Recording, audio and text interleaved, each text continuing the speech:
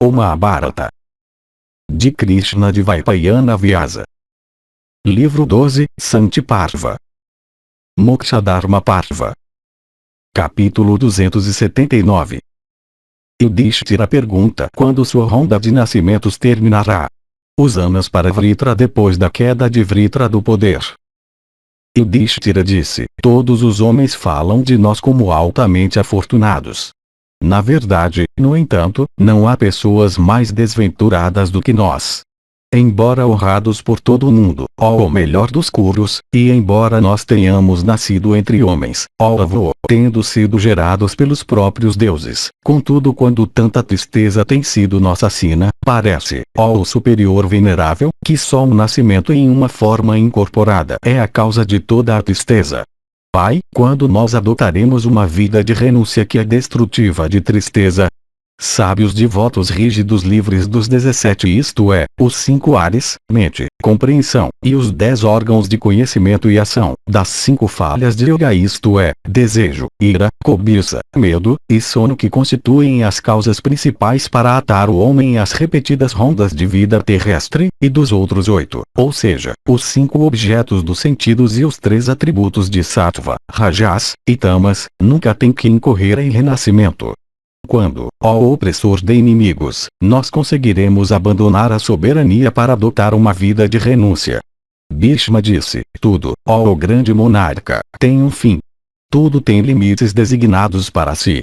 Até o renascimento, isto é bem conhecido, tem um fim. Neste mundo não há nada que seja imutável. Tu pensas, ó o rei, que isto é, a riqueza com a qual tu foste impulsado é uma falha. Isso é verdade, em relação ao nosso assunto de investigação atual, pois a afluência, por causa do apego que ela gera, fica no caminho da emancipação. Vocês, no entanto, estão familiarizados com a virtude, e têm boa vontade. É certo, portanto, que vocês alcançarão o fim de sua tristeza, isto é, emancipação em tempo. Jiva equipado com corpo, ó o rei, não é o autor de seus méritos e deméritos ou seus frutos representados por felicidade e tristeza. Por outro lado, ele vem a ser envolvido pela escuridão da ignorância, que tem atração e aversão como sua essência, que é nascida de seus méritos e deméritos. Como o vento impregnado com poeira de antimônio mais uma vez pega a eflorescência de realgare, embora ele mesmo desprovido de cor, assume as cores das substâncias que pegou e tinge os diferentes pontos do horizonte, os quais representam seu próprio progenitor sem cor, isto é, o espaço. Da mesma maneira, Jiva, embora ele mesmo sem cor, assume uma cor por ser envolvido pela escuridão e matizado pelos frutos das ações, e viaja de corpo para corpo, fazendo seu próprio progenitor sem mancha e imutável aparecer como manchado imutável. O vento tem o espaço como seu progenitor. Jiva tem o imaculado e imutável Chit como seu progenitor. Como o vento, que é sem cor, apanhando cores de objetos circundantes e fazendo seu próprio progenitor parecer como se ele tivesse cores, Jiva também, embora em realidade sem mácula, apanha máculas de ignorância e ações e faz seu próprio progenitor, o imaculado e imutável Chit, mostrar máculas de todos os tipos. Assim é como o comentador formula o símile, completando os pontos que foram omitidos no texto. Quando o Jiva consegue dissipar por meio do conhecimento a escuridão que o envolve por causa da ignorância, então o imutável Brahma vem a ser revelado em toda a sua glória. Os sábios dizem que reversão para o imutável Brahma não pode ser realizada por meio de ações. Tu mesmo, outros no mundo, e as divindades também, devem reverenciar aqueles que alcançaram a emancipação. Todos os grandes rishis nunca desistem da cultura de Brahma. Dizer que a obtenção de Brahma não depende de ações significa isto: ações são finitas. Suas consequências também são finitas. Ações, portanto, nunca podem ser os meios pelos quais Brahma pode ser alcançado, pois Brahma é infinito e eterno, não como a felicidade do céu, a qual é mutável. O único meio pelo qual Jiva pode voltar para Brahma é por dissipar a ignorância através do conhecimento. Ou, como os Upanishads declaram, alguém alcança aquilo como alguém obtém seu colar de ouro esquecido, o qual todo o tempo está no pescoço embora procurado com assiduidade em todos os lugares. O que se quer dizer pela instrução sobre reverenciar pessoas que alcançaram Brahma é isto. A existência de Brahma e a possibilidade de Jiva voltar para aquele estado imutável são questões que dependem da concepção de tais homens. Brahma, além disso, é tão difícil de manter, que os grandes sábios nunca desistem por um momento da cultura que é necessária para sua retenção. Em relação a isto é citado aquele discurso que foi cantado antigamente pelo preceptor dos Daityas. Escute, ó monarca, com total atenção à direção de conduta que foi seguida pelo Daitya Vritra depois que ele ficou desprovido de toda a sua prosperidade. Dependendo somente de sua inteligência, ele não se entregou à tristeza no meio de seus inimigos, embora ele estivesse privado de soberania, ó Bharata. Para Vritra, quando antigamente ele estava privado de soberania, seu preceptor Usanas disse: Eu espero, ó Danava, que por causa da tua derrota tu não nutras alguma angústia. Vritra disse: Sem dúvida, tendo compreendido, pela ajuda da verdade e penitências, a chegada e partida de todas as criaturas vivas, eu parei de me entregar à tristeza ou alegria. Incitadas pelo tempo as criaturas caem sem auxílio no inferno. Algumas também, os sábios dizem, vão para o céu. Todas essas passam seu tempo em contentamento, passando seus períodos concedidos no céu e no inferno, e com alguma porção de seus méritos e deméritos inesgotada por gozo e sofrimento, elas tomam nascimento repetidamente, impelidas pelo tempo. Acorrentadas pelos laços do desejo, as criaturas passam por miríades de vidas intermediárias, isto é, como animais e aves e répteis e vermes, etc. E caem desamparadamente no inferno. Eu tenho visto que criaturas vêm e vão exatamente dessa maneira. A lição inculcada nas escrituras é que as aquisições de alguém correspondem às suas ações. Isto é, se corretas, ele obtém alegria. Se não, o oposto. Criaturas tomam nascimento como homens ou como animais intermediários ou como deuses e vão para o inferno. Tendo agido em vidas que são passadas de tal maneira quanto a merecê-las, todas as criaturas, sujeitas às ordenanças do destruidor, encontram com felicidade e miséria, o agradável e o desagradável. Tendo desfrutado da medida de bem-estar e angústia que corresponde com suas ações, as criaturas sempre voltam pelo velho caminho, o qual é medido pela medida das ações. Então o ilustre Usanas se dirigiu ao Asura Vritra que estava assim falando do maior refúgio da criação, dizendo: ó Daitya inteligente, por que, ó filho, tu proferes tais rapsódias tolas? Vritra disse: as penitências severas que eu pratiquei por cobiça de vitória são bem conhecidas por ti como também pelos outros sábios. Apropriando-me de diversos perfumes e diversos tipos de sabores que as outras criaturas tinham para desfrutar, eu me expandi com minha própria energia, afligindo os três mundos. Decorado com miríades de raios refulgentes, eu costumava vagar pelos céus em meu carro celeste, incapaz de ser derrotado por qualquer criatura e temendo ninguém. Eu obtive grande prosperidade pelas minhas penitências e a perdi também através das minhas próprias ações. Confiando em minha firmeza, no entanto, eu não me aflijo por esta mudança. Desejoso antigamente de lutar com o grande Indra, os soberanos de grande alma dos céus, eu vi naquela batalha o ilustre Ari, o pujante Narayana. Ari foi ajudar Indra, e por isso Vritra o viu. Ele é chamado de Ari porque ele tira os pecados de alguém. Ele que é chamado de Vaikunta, aquele que une todas as criaturas, Purusha completo, Ananta, Sukla puro, Vishnu aquele que permeia tudo, Sanatana uniforme ou imutável, Munjakesa possuidor de cabelo amarelo, ou de cabelo da cor da erva munja, Arismasru aquele de barba fulva, e de avô de todas as criaturas. Sem dúvida, ainda há um resto para ser desfrutado por mim das recompensas ligadas àquela penitência representada por uma visão do grandioso Ari. É por causa daquele resto inesgotado que eu fiquei desejoso de te perguntar, ó ilustre, acerca dos frutos da ação. Penitências são meritórias. A própria visão de Ari que eu obtive foi tão eficaz quanto um curso das penitências mais austeras. Naturalmente, por causa disso e de minhas outras penitências, grandes são as recompensas que eu tenho desfrutado. Parece, no entanto, que a medida completa de recompensas não foi colhida. O resto está para ser desfrutado por mim agora, pois eu estou prestes a te perguntar a respeito dos frutos das ações. Sagrada e altamente auspiciosa é minha indagação. Fazê-la é, em si mesmo, uma recompensa. Sobre qual classe de homens foi estabelecida a grande prosperidade Brahma? De que maneira, também, a grande prosperidade decai? De quem as criaturas surgem e vivem? Através de quem também elas agem? Qual é aquele fruto sublime por alcançar o qual uma criatura consegue viver eternamente como Brahma? Por qual ação ou por qual conhecimento aquele fruto pode ser alcançado? Cabe a ti, ó Brahmana erudito, explicar isso para mim. Resumido por mim, ó leão entre reis, escute com toda atenção, ó touro de homens, com todos os teus irmãos, ao que o sábio Usanas então diz que ele tinha sido assim endereçado por aquele príncipe dos Danavas. Capítulo 280. Sanat Kumara discursa sobre caminho de Jiva. 6 cores.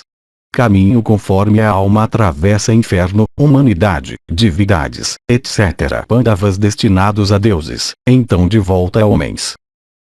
Usanas disse, eu reverencio aquele ser ilustre e divino e pujante que segura esta terra com o firmamento em seus braços. Eu falarei para ti da grandeza preeminente daquele Vishnu cuja cabeça, ó o melhor dos Danavas, é aquele lugar infinito chamado emancipação. Enquanto eles estavam assim conversando um com o outro, aproximou-se deles o grande sábio Sanat Kumara de alma justa para o propósito de dissipar suas dúvidas. Adorado pelo príncipe dos Asuras e pelo sábio Usanas, aquele principal dos sábios sentou em um assento suntuoso.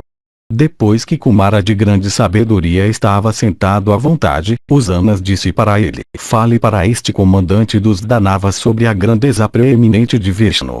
Ouvindo estas palavras, Sanat Kumara proferiu o seguinte, repleto de grande importância, sobre a grandeza preeminente de Vishnu para o inteligente chefe dos Danavas. Ouça, ó Daitya, tudo sobre a grandeza de Vishnu. Saiba, ó opressor de inimigos, que o universo inteiro repousa em Vishnu. Alto de braços poderosos, é ele quem cria todas as criaturas móveis e imóveis. No decorrer do tempo é ele, também, que recolhe todas as coisas, e no tempo é ele que mais uma vez as emite para fora de si mesmo. Em Ari todas as coisas são absorvidas na destruição universal e dele todas as coisas saem novamente. Homens possuidores de erudição escritural não podem obtê-lo por tal erudição. Nem ele pode ser obtido por penitências, nem por sacrifícios. O único meio pelo qual ele pode ser alcançado é por controlar os sentidos. Nem sacrifícios são totalmente inúteis em direção a semelhante fim. Pois alguém, por confiar em ações externas e internas, inapropriamente, pode purificar a eles por sua própria compreensão. Por tais meios, alguém consegue desfrutar de infinidade e emancipação no mundo. Como um ourives purifica a escória de seu metal por lançá-lo ao fogo repetidamente com muitos esforços próprios persistentes, da mesma maneira Jiva consegue purificar a si mesmo por seu curso através de centenas de nascimentos. Alguém pode ser visto se purificar em uma única vida por esforços poderosos. Como alguém deve limpar com cuidado as manchas de seu corpo antes que elas se tornem espessas, da mesma maneira alguém deve, com esforços vigorosos, purificar as próprias imperfeições. A comparação jaz no fato de as duas ações serem desejáveis. Ninguém gosta que as manchas que o corpo pode apanhar permaneçam não lavadas ou não eliminadas. Similarmente, ninguém deve deixar de limpar os defeitos que o coração possa contrair. Não há comparação entre as duas ações com relação ao grau de esforço necessário para realizar cada uma. Por misturar somente umas poucas flores com eles, grãos de gergelim não podem ser feitos perderem seu odor próprio e se tornarem fragrantes imediatamente. Do mesmo modo, não se pode, por purificar o coração somente um pouco, conseguir contemplar a alma. Quando, no entanto, aqueles grãos são perfumados repetidamente com a ajuda de uma grande quantidade de flores, é então que eles perdem seu próprio odor e assumem aquele das flores com as quais eles são misturados. Dessa maneira, imperfeições, na forma de apegos a todos os nossos ambientes, são dissipadas pela compreensão no decurso de muitas vidas, com a ajuda de uma grande dose do atributo do sattva, e por meio de esforços nascidos da prática. Esforços nascidos da prática se refere a sadhana interno e externo. Ouça, ó Danava, por quais meios criaturas ligadas às ações e aquelas não ligadas a elas obtêm as causas que levam aos seus respectivos estados mentais. Ouça-me com total atenção.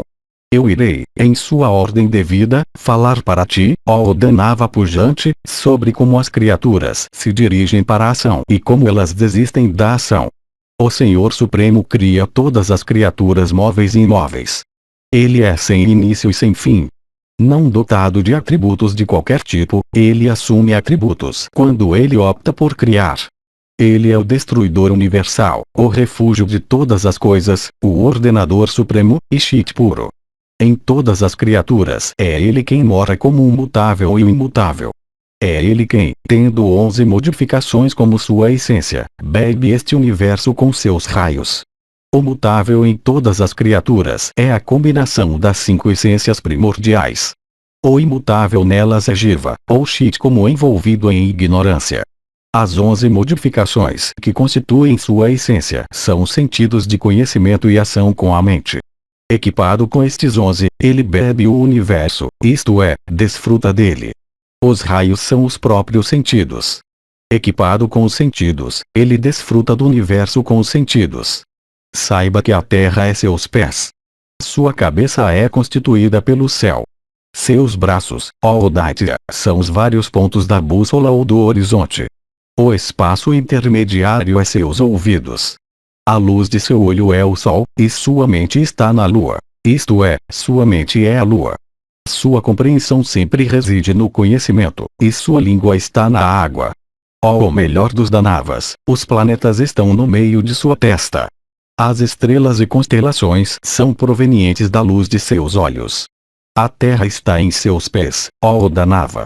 Saiba também que os atributos de Rajas, Tamas e Sattva são dele. Ele é o fruto ou fim de todos os modos de vida, e ele é quem deve ser conhecido como o fruto ou recompensa de todas as ações piedosas, tais como japa e sacrifício, etc.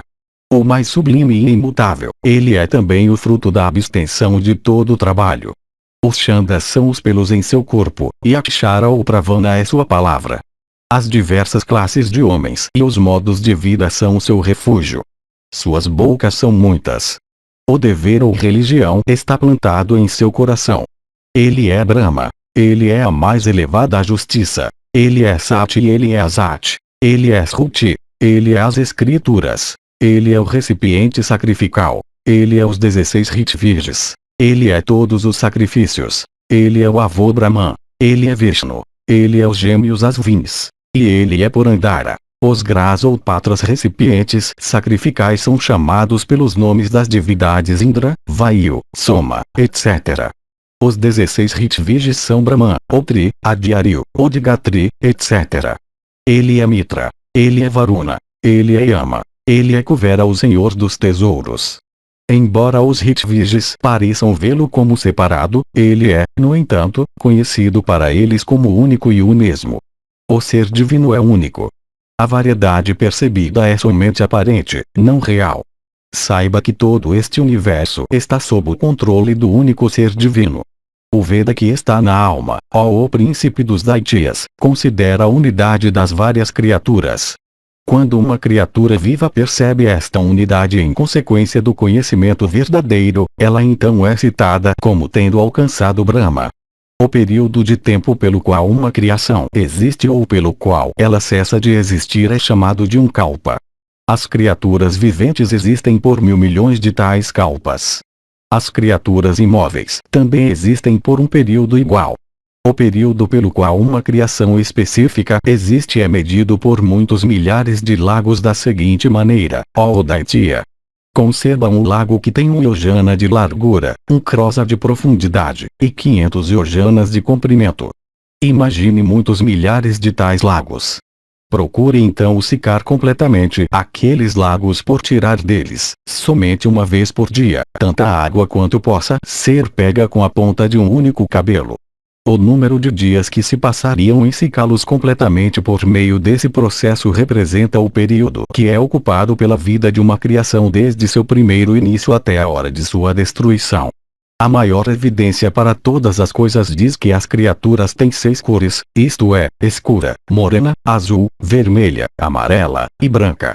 Estas cores procedem de misturas em várias proporções dos 3 atributos de Rajas, Tamas e Sattva. Onde Tamas predomina, Sattva cai abaixo da marca, e Rajas mantém a marca. O resultado é a cor chamada escura. Quando Tamas predomina como antes, mas as relações entre Sattva e Rajas estão invertidas, o resultado é aquela cor chamada morena.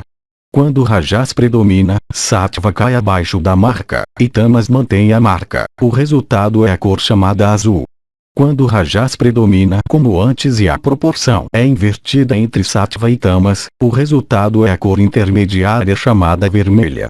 Esta cor é mais agradável do que a precedente. Quando Sattva predomina, Rajas cai abaixo da marca e Tamas mantém a marca. O resultado é a cor chamada amarela. Esta é produtiva de felicidade. Quando Sattva predomina e a proporção é invertida entre Rajas e Tamas, o resultado é a cor chamada branca. Esta é produtiva de grande felicidade. Isto é elaborado no Vishnu Purana, parte 1, capítulo 5.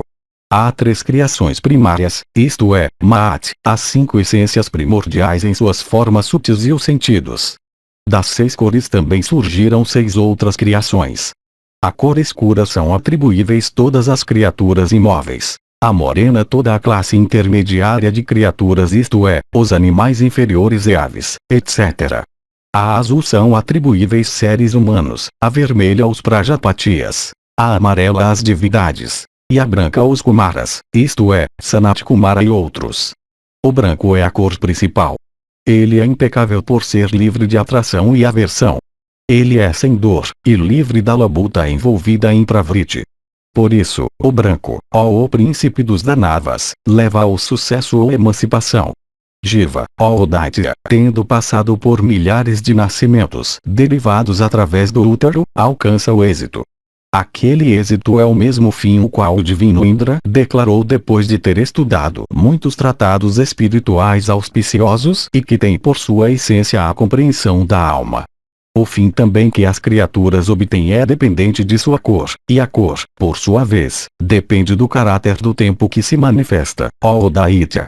Os estágios de existência, ó Daitya, através dos quais Jiva deve passar não são ilimitados. Eles são 14 centenas de milhares em número. Por eles Jiva ascende, permanece, e cai conforme o caso possa ser. Há 10 sentidos de conhecimento e ação. A esses devem ser somados Manas, Buddhi, Ahankara e Chitta, que são às vezes chamados de os 4 Karanas. Por causa destes 14 diferentes tipos de mérito e demérito podem ser alcançados por Jiva que é seu possuidor. Estes 14 tipos de mérito e demérito também são subdivididos em centenas de milhares cada um. Jiva, no decorrer de suas viagens pelo universo, ascende na escala de existência, permanece em degraus específicos, e cai deles para degraus inferiores, conformemente. O que o orador deseja inculcar é que estes 14 devem estar sempre em direção ao atributo de Sattva ou bondade. O fim que é alcançado por um Jiva de cor escura é muito inferior, pois ele se torna viciado em ações que levam ao inferno e então tem que apodrecer no inferno. Esta vida, isso deve ser notado, leva à transformação de Jiva como um objeto imóvel. Uma criatura de cor escura vem a ser viciada em atos perversos e apodrece no inferno. Sua existência como um objeto imóvel é o próprio inferno. Os eruditos dizem que por causa de sua maldade, a permanência em tal forma de um Jiva é medida por muitos milhares de kalpas. Tendo passado muitas centenas de milhares de anos naquela condição, Jiva então obtém a cor chamada morena e nasce como uma criatura intermediária. Naquela condição ele vive por muitos longos anos, em total desamparo. Finalmente, quando seus pecados estão esgotados por ele ter suportado toda a miséria que eles são capazes de trazer, sua mente, rejeitando todas as atrações, nutre a renúncia. As cores escura e morena de seus correspondentes estados de existência, isto é, o imóvel e o intermediário, são consideradas como estados de tolerância. Por isso, quando a miséria que é sua porção foi completamente suportada, é subitamente irradiada para a mente a lembrança da virtude que distinguia Jiva em eras muito remotas. Quando o Jiva vem a ser dotado da qualidade de Sattva, ele então dissipa tudo conectado com tamas pela ajuda de sua inteligência, e se esforça para realizar o que é para o seu bem. Como resultado disso, Jiva obtém a cor vermelha. Se a qualidade de Sattva, no entanto, não for adquirida, Jiva então viaja em uma ronda de renascimentos no mundo inerte, tendo alcançado a cor chamada azul. Depois da morena vem a azul, isto é, depois da obtenção de existência como uma criatura intermediária, Jiva obtém humanidade.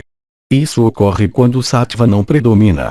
Tendo alcançado aquele fim, isto é, humanidade, e tendo sido afligido pela duração de uma criação pelos vínculos nascidos de seus próprios atos, Jiva então obtém a cor chamada de amarelo ou se torna uma divindade.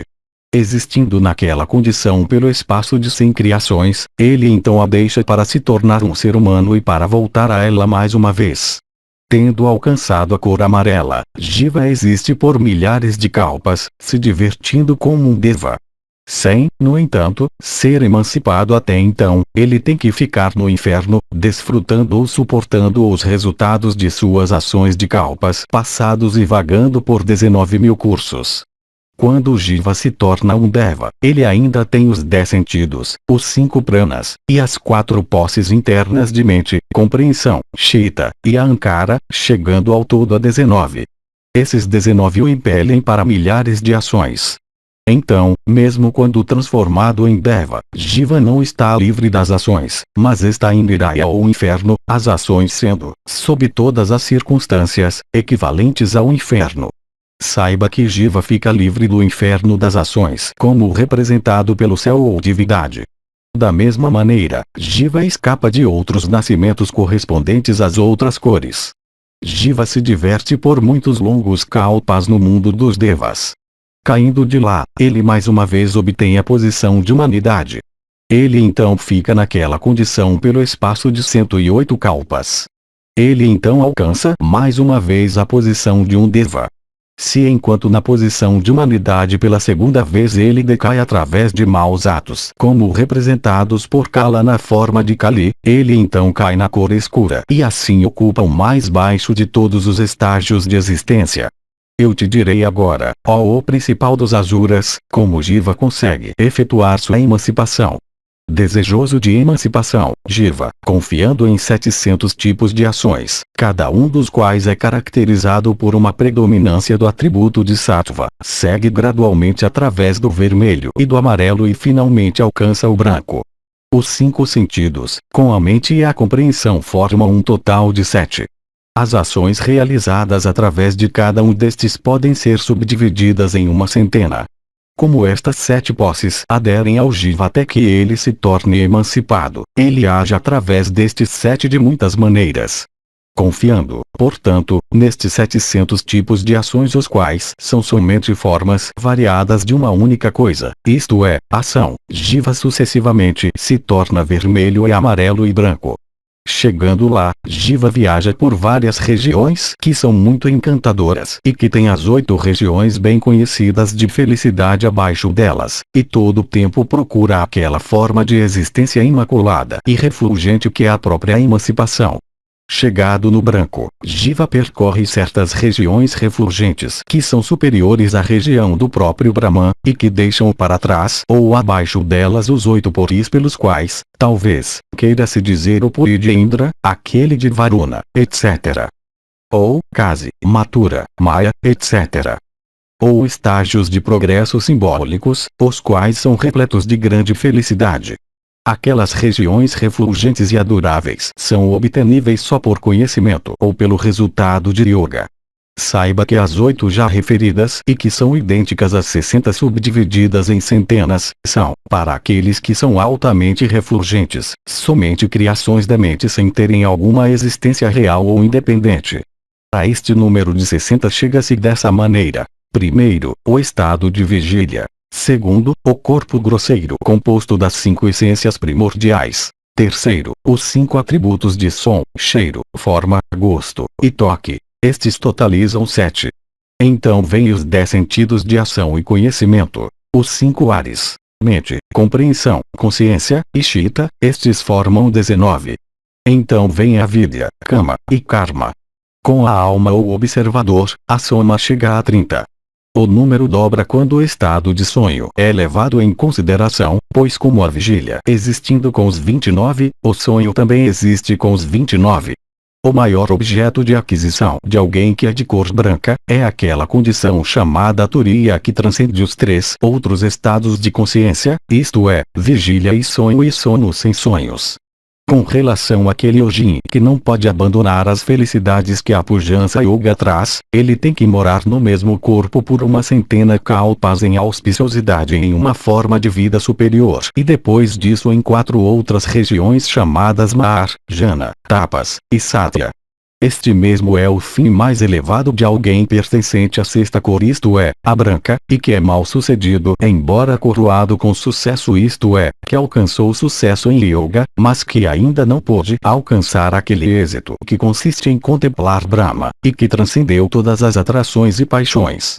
Aquele yogin, também, que abandona as práticas de yoga depois de ter alcançado a medida de eminência já descrita, reside no céu por uma centena de kalpas com o resto inesgotado de suas ações passadas para ser esgotado por desfrute ou tolerância conforme o caso, e com os 7 isto é, os 5 sentidos de conhecimento e a mente e a compreensão purgados de todas as máculas por sua predisposição ou inclinação em direção ao atributo de Sattva. E no término daquele período, tal pessoa tem que vir ao mundo dos homens onde ele obtém grande eminência. Regressando do mundo dos homens, ele parte para alcançar novas formas de existência que seguem cada vez mais alto na escala ascendente. Enquanto dedicado a isto, ele percorre 7 regiões, Bur, Bhuvar, Sva, Mahar, Jana, Tapas, e Satya ou Brahmaloka, por 7 vezes, sua pujança sendo sempre aumentada por seu samadhi e do rei despertar a partir dele. O yogin que é desejoso da emancipação final suprime os 7 por conhecimento yoga, e continua a morar no mundo de vida, livre de apegos. E, considerando aqueles 7 como meios certos de angústia, ele os rejeita e alcança subsequentemente aquele estado que é indestrutível e infinito. Alguns dizem que este é a região de Mahadeva, alguns, de Vishnu, alguns, de Brahman, alguns, de Sesha, alguns, de Nara, alguns, do Chit refulgente, e alguns, daquele que permeia tudo. Os 11 que o yogin desejoso de emancipação rejeita são ou as 7 regiões já referidas, isto é, Bhuva, Sva, Mahar, Jana, Tapa e Satya, ou os 5 sentidos de conhecimento com mente e compreensão. A primeira Devasya se refere a Mahadeva. Os Saivas chamam aquela região de Kailasa. Os Vaishnavas a chamam de Vaikunta. Os Hiranyagarbhas a chamam de Brahman ou Brahmaloka. Sesha é Ananta, uma forma específica de Narayana. Aqueles que chamam esta região de Nara são, naturalmente, os Sankhiyas, pois estes consideram a emancipação como a meta de Jiva ou toda criatura. Quando chega a destruição universal, aquelas pessoas que conseguiram consumir completamente pelo conhecimento os seus corpos grosseiro e sutil e Karana, sempre entram em Brahma. Todos os seus sentidos também os quais têm ação como sua essência, e que não são iguais a Brahma, se fundem no mesmo. Quando chega a hora da destruição universal, aqueles jivas que alcançaram a posição de devas e que têm um resto não esgotado dos frutos das ações para desfrutar ou aguentar, voltam àqueles estágios de vida no kalpa subsequente, os quais eram deles no anterior. Isso é devido à semelhança de cada kalpa sucessivo com o anterior. Aqueles também cujos atos, no tempo da destruição universal, foram esgotados por gozo ou tolerância em relação a seus resultados, caindo do céu, tomam nascimento entre homens, no kalpa subsequente, pois sem conhecimento alguém não pode destruir suas ações nem em 100 kalpas.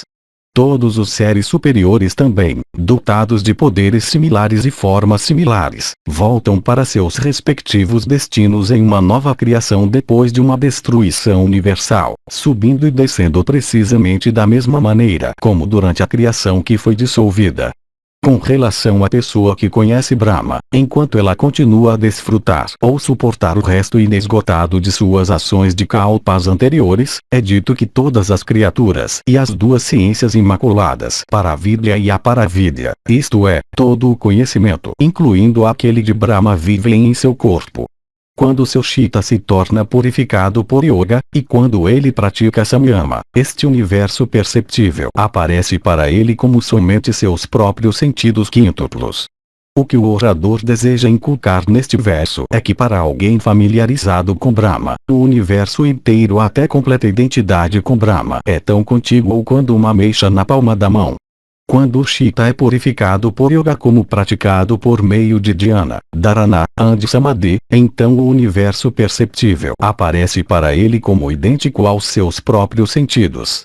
Investigando com uma mente purificada, Jiva alcança um fim elevado e imaculado. Com uma mente purificada, isto é, com a ajuda de sarvana, audição, manana, atenção, dhyana, contemplação, e abhyasa, meditação repetida. Então ele alcança um lugar que não conhece deterioração, e então alcança o eterno Brahma que é tão difícil de ser alcançado. Dessa maneira, ó alto de grande poder, eu te falei da iminência de Narayana.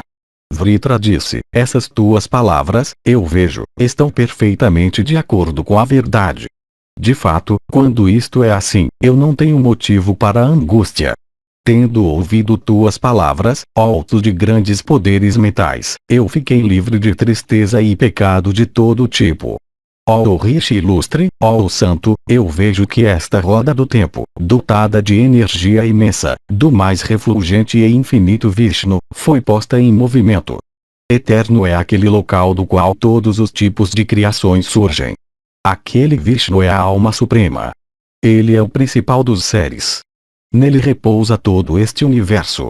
Bhishma continuou, tendo dito estas palavras, ó filho de Kunti, Vritra abandonou seus ares vitais, unindo sua alma em yoga, com a alma suprema, e alcançou a posição mais elevada. Yudhishthira disse, diga-me, ó avô, se este Janardana Krishna é aquele senhor ilustre e pujante de quem Sanat Kumara falou para Vritra nos tempos passados. Bhishma disse, a divindade mais sublime, dotada dos 6 atributos de força, etc. Está na base. Permanecendo lá, a alma suprema, com sua própria energia, cria todas essas diversas coisas existentes. O comentador diz que o objetivo deste verso é inculcar a impessoalidade de Deus. Deus é a base de todas as coisas. Ele existe em sua própria natureza inalterada, como o Chit puro. Vidya conhecimento e a vidya ignorância ou ilusão existem nele. Por causa do último ele é Bhagavan, isto é, dotado dos 6 grandiosos atributos de pujança, etc. Saiba que este Keshava que não conhece deterioração vem de sua 8ª parte. Dotado da maior inteligência, é este Keshava quem cria os 3 mundos como uma 8ª parte de sua energia. Vindo imediatamente depois daquele que se encontra na base, este Keshava que é eterno comparado com todas as outras coisas existentes, muda no fim de cada kalpa. Aquele, no entanto, que se encontra na base e que é dotado de poder e força supremos, repousa nas águas. Quando chega a destruição universal na forma da semente potencial, causas e efeitos, de todas as coisas. Keshava é aquele criador de alma pura que percorre todos os mundos eternos. Infinito e eterno como ele é, ele enche todo o espaço com emanações de si mesmo e percorre o universo na forma de tudo que constitui o universo. Livre como ele é de limitações de todo tipo tais como a posse de atributos implicaria, ele se permite ser envolvido com a vida e despertado para a consciência. Keshava de alma suprema cria todas as coisas. Nele repousa este universo magnífico em sua totalidade.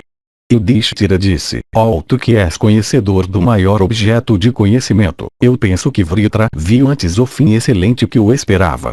É por isso, ó avô, que ele estava feliz e não se entregou à aflição em vista de sua morte próxima. Aquele que é de cor branca, que tomou o nascimento em uma linhagem pura ou imaculada, e que alcançou a categoria de um sadia não volta, ó impecável, ao mundo por renascimento.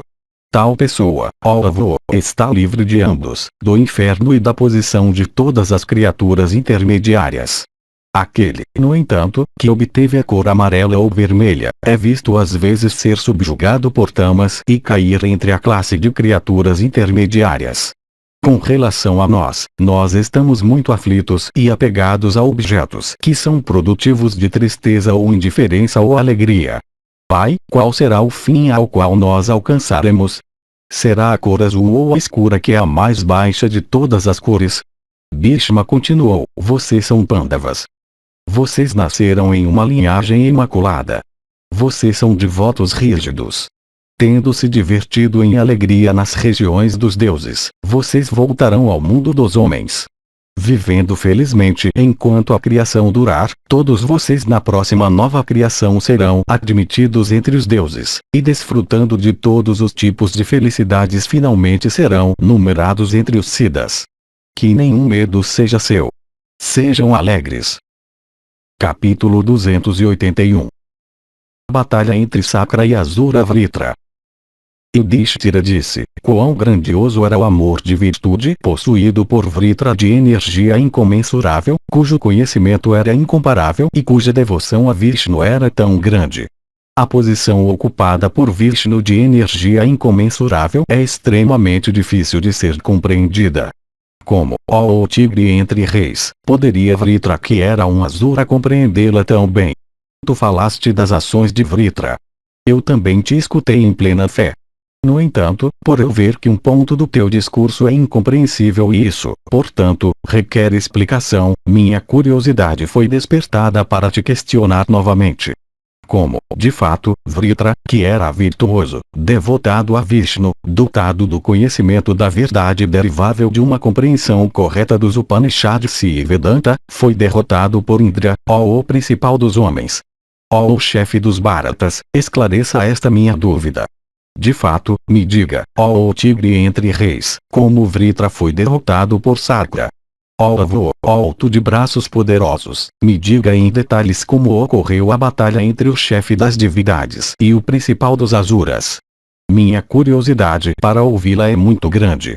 Bhishma disse: antigamente, Indra, acompanhado pelas forças celestes, procedia em seu carro, e viu Asura Vritra posicionado perante ele como uma montanha. Ele tinha 500 yojanas completas de altura, ó o castigador de inimigos, e 300 yojanas de circunferência. Vendo aquela forma de Vritra, que não podia ser derrotada pelos três mundos unidos juntos, o celestial foi tomado pelo medo e ficou cheio de ansiedade. De fato, vendo de repente aquela forma gigantesca de seu antagonista, ó o rei, Indra foi afetado pela paralisia nas extremidades inferiores. Então, na véspera daquela grande batalha entre as divindades e os Asuras, ergueram-se gritos altos de ambos os lados, e baterias e outros instrumentos musicais começaram a ser tocados. Vendo Sakra posicionado à sua frente, alto da linhagem de Kuru, Vritra não sentiu nem admiração nem medo, nem ele estava disposto a reunir todas as suas energias para a luta. Então o combate começou, inspirando os três mundos com terror, entre Indra, o chefe das divindades, e Vritra de grande alma. O firmamento inteiro foi envolvido pelos combates de ambos os lados com espadas e machados, lanças, dardos e arpões, massas pesadas e rochas de diversos tamanhos, arcos de vibração alta, e diversas espécies de armas celestes, e fogos e madeiras ardentes. Todos os celestiais com o avô em sua dianteira, e todos os rishis altamente abençoados, foram testemunhar a batalha, nos seus principais dos carros. E os Siddhas também, ó o touro da raça Bharata, e os Gandharvas, com as Apsaras, em seus próprios e belos e principais dos carros, foram lá para o mesmo propósito. Então Vritra, aquela principal das pessoas virtuosas, rapidamente oprimiu o firmamento e o chefe das divindades com uma chuva grossa de rochas. Os celestiais, nisto, cheios de raiva, dissiparam com suas chuvas de setas aquela chuva grossa de rochas despejada por Vritra em batalha. Então Vritra, ó o tigre entre os curos, possuidor de força imensa e dotado de grandes poderes de ilusão, entorpeceu o chefe das divindades por lutar totalmente com a ajuda de seus poderes de ilusão. Quando ele de sem sacrifícios, assim afligido por Vritra, foi dominado pelo estupor, o sábio Vasishta o restituiu aos seus sentidos por proferir samanas. Vasishta disse: Tu és o principal dos deuses, ó o chefe das divindades, ó o matador de Daityas e Asuras. A força dos três mundos está em ti. Porque, então, ó o Sakra, tu enlangueces dessa maneira? Lá se encontram Brahma, e Vishnu, e Shiva, aquele Senhor do Universo, o ilustre e divino Soma, e todos os grandes rishis te observando. Ó o Sakra, não ceda à fraqueza, como uma pessoa comum. Firmemente decidido em batalha, mate teus inimigos, ó o chefe dos celestiais. Lá, aquele mestre de todos os mundos, isto é, Shiva de três olhos, o adorado de todos os mundos, está a te olhando. Rejeite este entorpecimento, ó o chefe dos celestiais.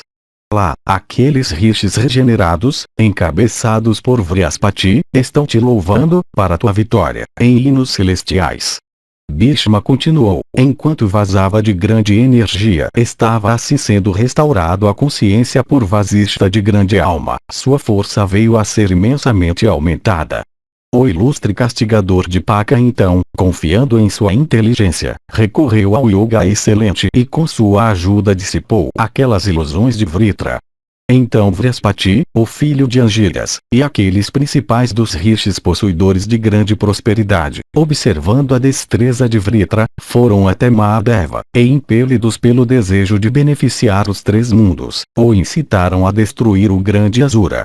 A energia daquele senhor ilustre do universo então assumiu o caráter de uma febre feroz e penetrou no corpo de Vritra, o senhor dos Asuras. O ilustre e divino Vishnu, adorado de todos os mundos, inclinado a proteger o universo, entrou no raio de Indra. Então Vrihaspati de grande inteligência e Vasishta de energia excelente, e todos os outros principais dos rishis, indo até ele de sem sacrifícios, isto é, Vasava concessor de bênçãos, o adorado de todos os mundos, se dirigiram a ele, dizendo: Mate Vritra, ó o pujante, sem demora. Maesvara disse: Lá, ó o Sakra, está o grande Vritra, acompanhado por uma grande tropa. Ele é a alma do universo, capaz de ir a todos os lugares, dotado de grandes poderes de ilusão, e possuidor de grande celebridade. Este principal dos Asuras é, portanto, incapaz de ser derrotado até pelos três mundos juntos. Ajudado por Yoga, mate-o, ó o chefe das divindades. Não o desconsidere.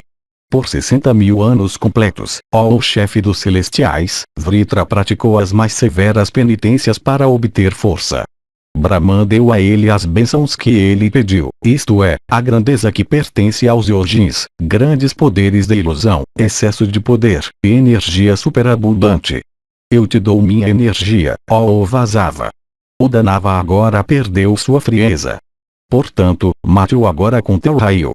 Sakra disse: perante teus olhos, ó o principal dos deuses, eu irei, pela tua graça, matar com meu raio este filho invencível de Duty. Bhishma continuou: quando o grande Asura ou Daitya foi alcançado por aquela febre nascida da energia de Mahadeva, as divindades e os rishis, cheios de alegria, proferiram aclamações altas. Ao mesmo tempo tambores, e conchas de clangor alto, e tímpanos e tambores pequenos começaram a ser tocados aos milhares. De repente todos os Asuras ficaram afligidos com perda de memória. Em um instante, seus poderes de ilusão também desapareceram. Os rishis e as divindades, averiguando que o inimigo estava assim possuído, proferiram os louvores de Sakra e Isana, e começaram a incitar o primeiro a não se demorar em destruir Vritra. A forma que Indra assumiu na véspera do combate, enquanto sentado em seu carro e enquanto seus louvores estavam sendo cantados pelos rishis, se tornou de tal maneira que ninguém podia olhá-la sem terror. Este relato do combate entre Vritra e Indra é substancialmente diferente daquele que se encontra no Vanaparva. Então também a parte que os rishis tomaram na morte do Asura é sem dúvida criticável.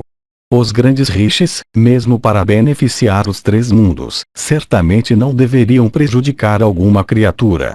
No relato acima, Vasishta e Vrihaspati e os outros são representados como pessoas que apostaram grandemente no sucesso de Indra.